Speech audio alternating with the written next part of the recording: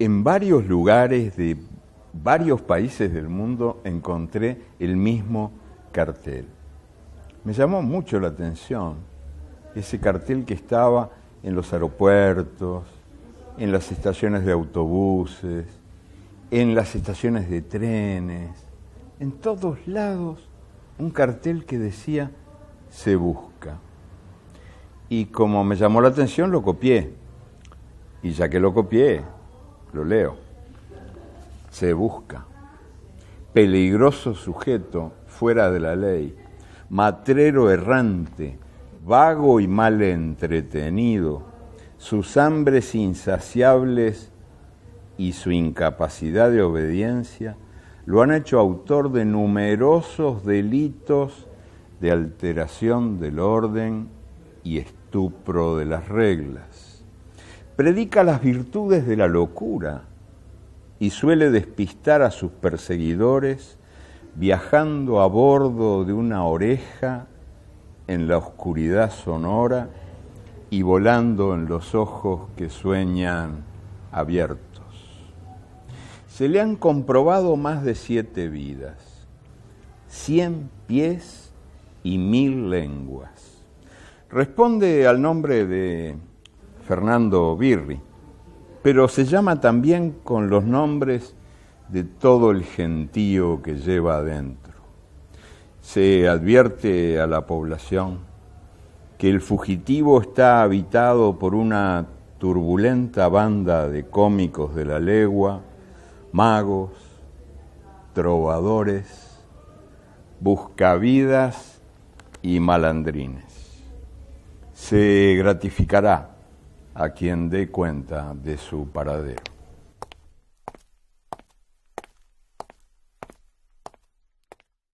Estamos aqui com o cineasta argentino Fernando Birri, que vai conversar um pouquinho com a gente sobre o cinema latino-americano e sobre o seu novo filme El Siglo del Viento.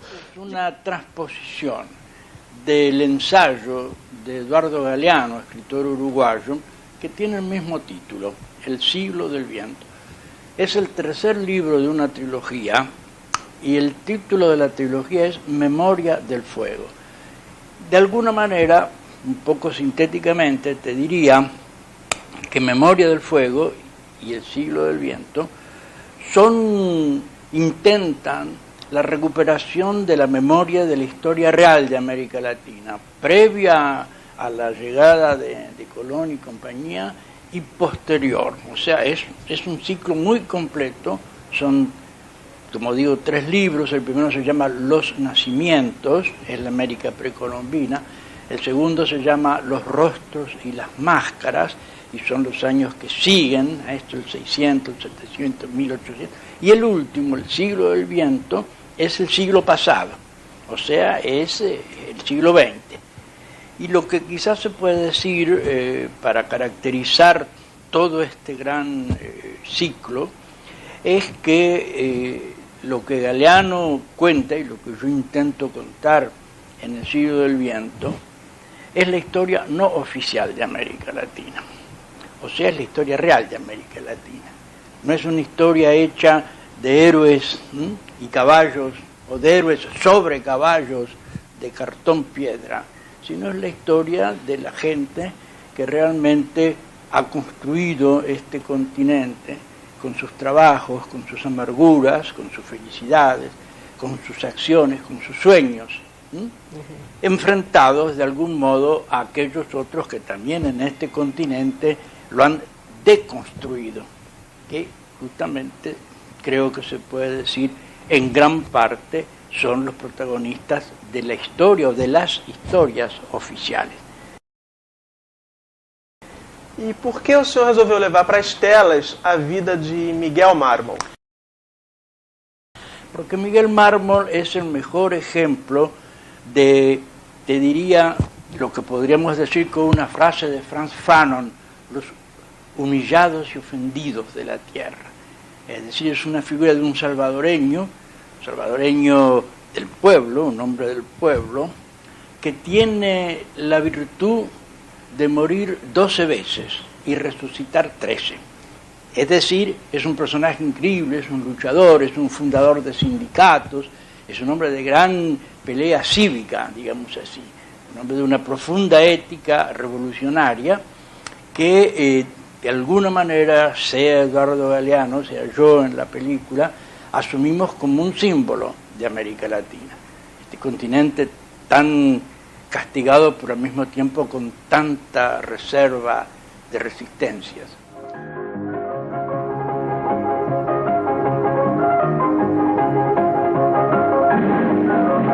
Esta invención del cine ha hecho posible el noticiero que ustedes van a ver, porque de eso se trata. Esto quiere ser, esta película, un noticiero del siglo. Empieza con el segundo nacimiento de Miguel Mármol, un salvadoreño que murió y nació muchas veces, como muchas veces murió y nació la tierra americana que aqui contamos. Além de dirigir o filme, o senhor também assina o roteiro. O senhor acredita que o cinema autoral ainda é viável? Efectivamente, se ha hablado mucho, sobre todo en la época en que empieza nuestro movimiento, en mitad de los años 50, principios de los años 60, del cine de autor, como un cine de oposición al cine, no industrial, porque el cine tiene una parte de industria, que eso no es negativo, pero al cine comercial, al cine venal, al cine lixo, al cine basura.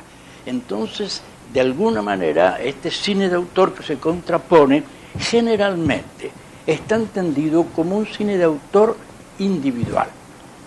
Yo creo en un cine de autor, en este sentido de oposición a un cine lixo, pero en un cine de autor colectivo. Es decir, todas las cosas que yo he hecho, mejor o peor que sean, son tentativos de un cine de autor colectivo. Tiré 10, que es mi primer película, una encuesta social que se filma en América Latina en los años 56, en Santa Fe, mi ciudad natal, es un film que participa de dos características. En primer lugar, es un film escuela, o sea, es un film hecho por muchachos y muchachas que no saben absolutamente nada de cine. Y en ese momento de aprendizaje, digamos así, la segunda característica del film, hacer un film escuela, es la de ser un film colectivo. Es un film que está hecho colectivamente por este grupo, como te dije, de 120 estudiantes que de alguna manera hacen su primer aprendizaje de cine haciendo cine. Aqui no Brasil nós temos leis federais de incentivo ao cinema e à cultura em geral, que financiam os filmes nacionais. Como é que é o processo de captação de recursos para o cinema na Argentina?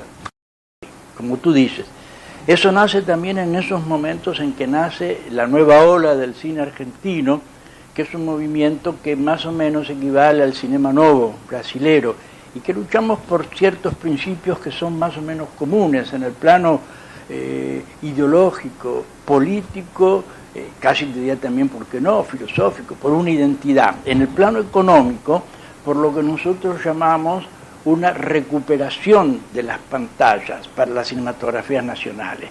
O mejor, inclusive, ya en términos más, si tú quieres, más concretos, más pragmáticos, una cuota de pantalla para el cine nacional.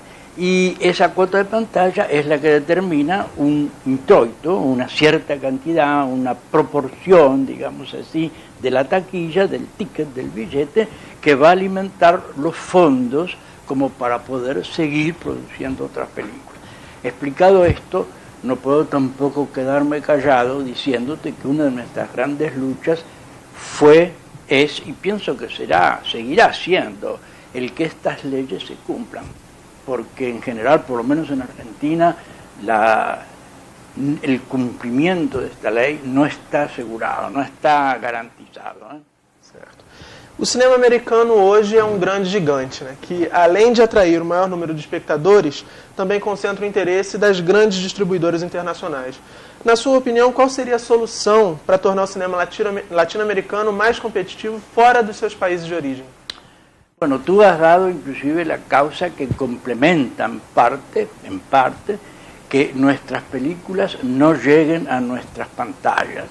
Hay el problema no es solamente que de pronto una película argentina no llega a Brasil o que una película brasileña no llega a Argentina, y lo mismo se podría decir una película venezolana en Bolivia. No, es que inclusive nuestras propias películas no llegan a nuestras propias pantallas. Hay problemas para que una película argentina se vea por el público argentino, que se supone que es su primer destinatario.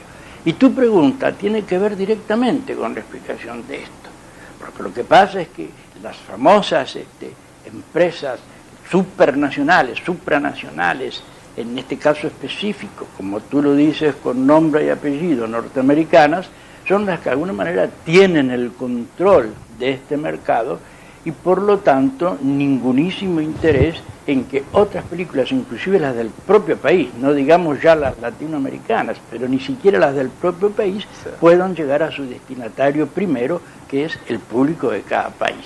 Así que creo que es un proceso de economía perversa, pero aunque no es este el espacio ni la entrevista para analizarlo, no diferente de todo el proceso de economía perversa por el cual un imperio domina a lo que él supone que son sus súbditos e impone las reglas del juego. O senhor defende a importância da criação de uma identidade do cinema latino-americano. Atualmente, o senhor acredita que essa identidade já está estabelecida? La identidad no va a estar nunca establecida del todo, porque la identidad es un proceso dinámico, como todos los procesos culturales, como todos los procesos humanos. El día que estuviera establecida sería una especie de identidad, como te diría, arterioesclerosada o una momia. Entonces, es de esperar que no se llegue a esa identidad. Te podría poner un ejemplo un poco maligno. Los pueblos europeos, los pueblos de Europa, que tienen una identidad bastante establecida, son pueblos que en parte desde el punto de vista de las nuevas pulsiones de la vida, del mundo, de las culturas contemporáneas, no siempre tienen la rapidez de reflejos como para realmente insertarse en lo que es el flujo de la historia en su devenir hacia un futuro. Por lo cual, digamos, me parece que lo que podríamos analizar como respuesta a tu pregunta es si hoy hay más o menos identidad que cuando empezamos nuestro movimiento, repito, mitad de los años 50, la segunda mitad del siglo más o menos, para ser sintético. Y yo te diría que sí, sinceramente te diría que sí. Te diría que con respecto a lo que fue un momento o movimiento de vanguardia en aquellos años, y aquí sí es lo que después iba a ser conocido como nuevo cine latinoamericano, de alguna manera con el pasar de este medio siglo, digamos así, quizás en parte ha perdido esa caracterización polémica con la cual nos presentamos con nuestras primeras obras. Y esto vale también para Brasil, ¿no? Vale para Vidas Secas, vale para Dios y el Diablo en la Vida del Sol, como vale para Tirio Los Inundados. Pero también es verdad que lo que para nosotros era una búsqueda de algo que nosotros mismos no sabíamos bien todavía lo que era, hoy me parece como un dato adquirido en lo que yo te diría, sin retórica, la maduración de la conciencia de un nuevo cine latinoamericano. Si me permites, complementaría esto que te digo diciendo que ese fenómeno no es solamente cinematográfico, ese fenómeno es un fenómeno metacinematográfico, si tú quieres, es un fenómeno que va más allá del cine y que de alguna manera implica todas las artes. Y en una época como esta, que es una época que privilegia la multimedialidad, las artes multimediales, más que nunca me parece que esta conciencia se da a través de esas distintas formas expresivas. El cine es una de ellas y por lo tanto está también en esta maduración de la conciencia que en definitiva, dicho con otras palabras, es maduración de la identidad. No início de sua carreira, o senhor fez muitos filmes de curta-metragem, mas já se mostrou preocupado com uma aproximação das linguagens dos filmes de curta e longa-metragem. O senhor acredita que essa aproximação é prejudicial? Creo que el pensar que el cortometraje sea prejudicial, sea negativo con respecto al otro, es quizás un equívoco que se daba en parte cuando empezamos a hacer nuestro trabajo, porque de alguna forma se hacía el cortometraje porque no se podía hacer el largometraje. El cortometraje era como un expediente, un pasaporte, para poder hacer después el largometraje. Con los años creo que los cineastas latinoamericanos hemos entendido que el cortometraje es una forma de expresión que no es solamente una premisa para el largometraje, es una forma como expresión válida en sí mismo. Te pongo un ejemplo, el cuento con respecto a la novela. ¿Es una expresión previa o es una forma autónoma que puede seguirse escribiendo después que escribiste una novela, por ejemplo? Yo creo que sí, yo creo que un cuento y una novela, en su duración, que es el problema del corto y del largometraje, son formas expresivas que requieren esa duración y no otra. Y si me apuras, si me aprietas, si me llevas al ejemplo personal, te diría que yo no solamente que hice películas de cortometrajes antes de los largos, las sigo haciendo después. Yo alterno el corto con el largo y creo que son dos tiempos, dos duraciones que se complementan, pero de una manera, te diría, casi necesaria en la medida en que uno lo sienta como necesario. Pero también hay otro tema que funciona o juega con este, y es el tema del documental y de la ficción. Es decir, por una parte se habla del documental como un género y se habla de la ficción como otro género. Generalmente se privilegia la ficción porque hay como una especie de opinión común por la cual todavía la ficción sigue siendo como un género privilegiado con respecto al documental. Tampoco creo en eso. Creo que son dos géneros que responden a dos necesidades distintas, y te digo más, en mi obra personal el tentativo ha sido generalmente crear una tercera dimensión de la imagen, que es lo que yo llamo DocFic.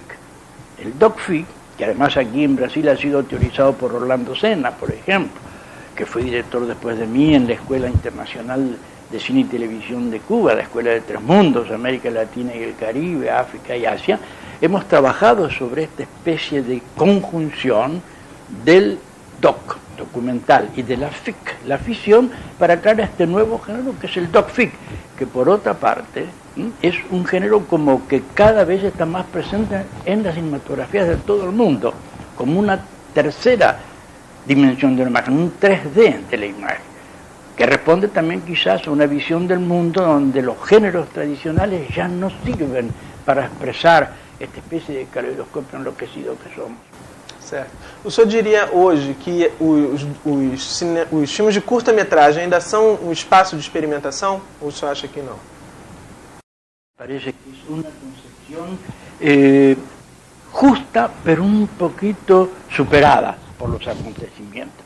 Sí, es así, obviamente, hasta por razones muy fáciles de explicar, porque por razones económicas. De pronto es más fácil hacer un pequeño film de 1 minuto, para poner un ejemplo exagerado, que te permita hacer lo que se te da la gana, que un film de 1 hora y media que te permita hacer lo que se te da la gana. Por lo tanto, en términos absolutos, digamos, la respuesta es sí. En términos relativos no tanto, porque creo, y además hay hechos, hay pruebas, digamos, en la historia del cine, sobre todo en la historia del cine contemporáneo, donde la experimentación se da también en filmes que tienen no solo la duración de un largometraje, sino inclusive, te diría, hasta el sostén, la plataforma económica, la base económica de una película de costos altos, no de costos mínimos o menores como pueden ser los de un cortometraje. Así que creo que la experimentación no está en los tiempos, ya ni siquiera está de alguna manera asfixiada o sofocada por el tema económico, sino por lo que tienes acá adentro. Acuérdate que en Limelight de Chaplin, aquella hermosa película, Luces de Candileja se llamaba en español, cuando Chaplin habla con su novia, ahí están en una ventana, y él dice: mi papá era pobre, dice Chaplin, el único juguete que pudo regalarme fue este. Bueno, es el uso de ese juguete el que de alguna manera también hace que la convencionalidad de un lenguaje sea sustituido por la experimentación. Hay un último equívoco que descifrar o que aclarar también. Cuando se habla de experimentación, se habla de la experimentación generalmente en términos formales, en términos lingüísticos, en códigos de lectura lingüística. Yo creo que eso no es que sea injusto, pero una vez más es parcial.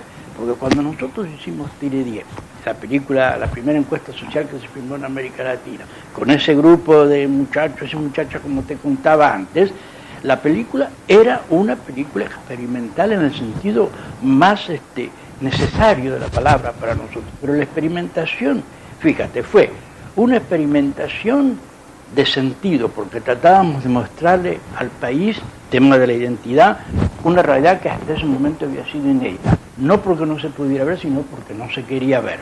Era una experimentación desde el punto de vista del lenguaje, porque contrariamente a cierto tipo de lenguaje estereotipado, convencional, intentábamos realmente un lenguaje revelador de la realidad, un lenguaje que prácticamente nosotros decíamos, pongamos la cámara a la altura de los ojos de un hombre.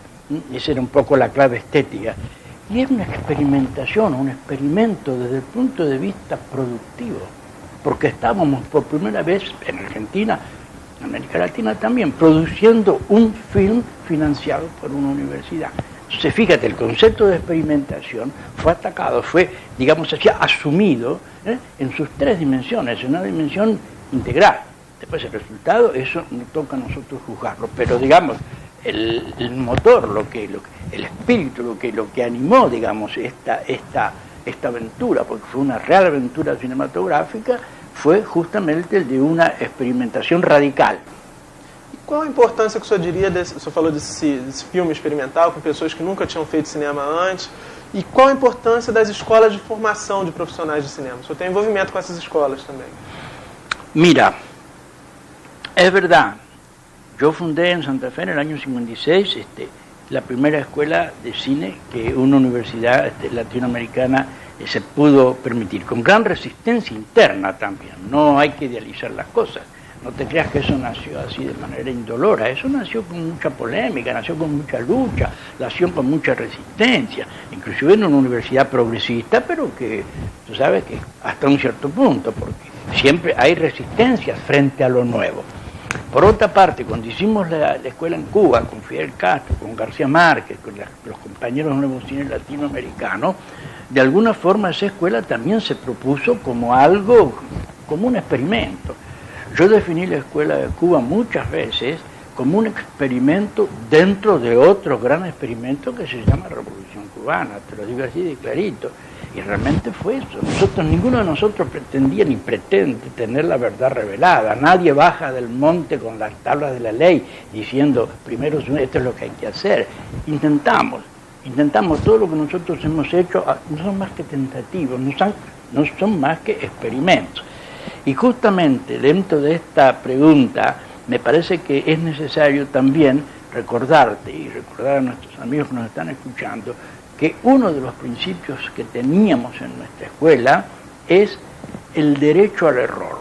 El estudiante tiene el derecho al error, pero ojo, el derecho al error no quiere decir que el estudiante tiene que hacer cualquier mamarrachada. No, no es eso. Es más, la escuela siempre se trabajó con un viejo lema que pertenecía a Leonardo da Vinci, que es obstinato rigores, obstinado rigor, obstinada seriedad, obstinada responsabilidad, obstinada conciencia. El derecho al error quiere decir que en un estudiante, si no encuentra en una escuela la posibilidad de experimentar que tú solicitabas antes, o sea, dicho en otras palabras, el derecho a no inhibirse por temor al error, ¿dónde tú crees que lo puede encontrar? En el mundo capitalista del cine, que no le va a perdonar ese error, en el ex mundo socialista, que por razones no económicas, sino ideológicas, dogmáticas, tampoco le va a permitir ese error. El único espacio donde realmente un cineasta, para centrarnos en nuestro tema, puede tener ese derecho es o en la experimentación privada, pero entonces tiene que poder financiarlo, o sea que de alguna manera ya está también como coartado, o en una escuela que funcione de acuerdo con esta libertad.